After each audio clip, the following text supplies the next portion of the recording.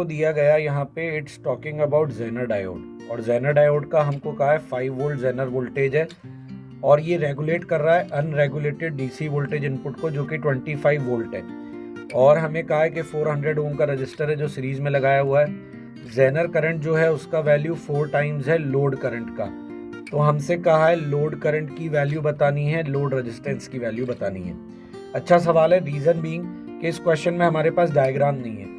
जिस क्वेश्चन में डायग्राम नहीं होता वो क्वेश्चन वैसे भी हमारे लिए अच्छा बन जाता है। तो सबसे पहले तो हमें समझना होगा कि 25 वोल्ट की हमारे पास सप्लाई है। फिर इस 25 वोल्ट की जो सप्लाई की बात हम यहाँ पे कर रहे हैं, उस सप्लाई का हमको यहाँ पे यूज क्या है, यहाँ हमको एक रेजिस्टेंस दिया है जो 400 ओम का है। इसके साथ सीरीज में हमारा जेनर लगा हुआ है, ठीक है ना। जेनर का डिजाइन सब जानते हैं, ये जेनर लगा हुआ है।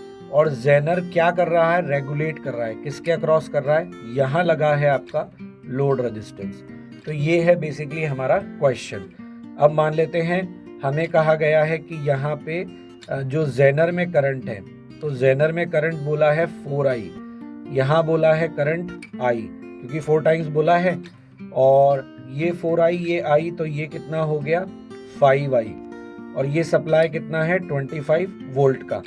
तो सबसे पहले तो ये समझिए कि 25 वोल्ट जो है उसका 5 वोल्ट इन दोनों के अक्रॉस डेवलप होगा।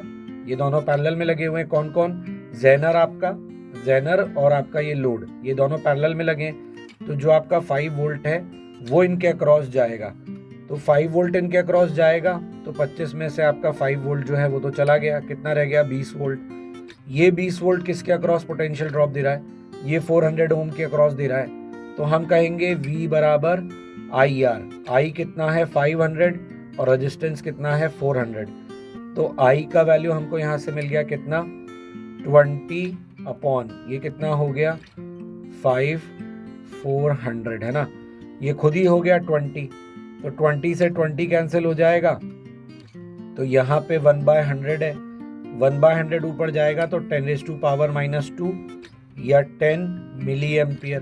अब 10 मिली एम्पियर वाला आंसर केवल एक ही है, लोड रेजिस्टेंस का करंट जो है वो 10 मिली एम्पियर हमको फोर्थ में दिया हुआ है। तो वैसे हम इतना सा करके भी सॉल्व कर सकते हैं, पर अगर हमें इसके आगे सॉल्व करना हो तो वो भी हम सॉल्व कर सकते हैं। कैसे, अगर हमें लोड रेजिस्टेंस का वैल्यू निकालना है तो हमें लोड रेजिस्टेंस के अक्रॉस वोल्टेज ड्रॉप तो पता ही है 5 वोल्ट, करंट हमको मालूम ही है, लोड रेजिस्टेंस की वैल्यू हो जाएगी RL को हम निकाल लेंगे 5/10 मिली एम्पियर करके, ये रह गया ऊपर गया 500 ओम, आंसर आ गया।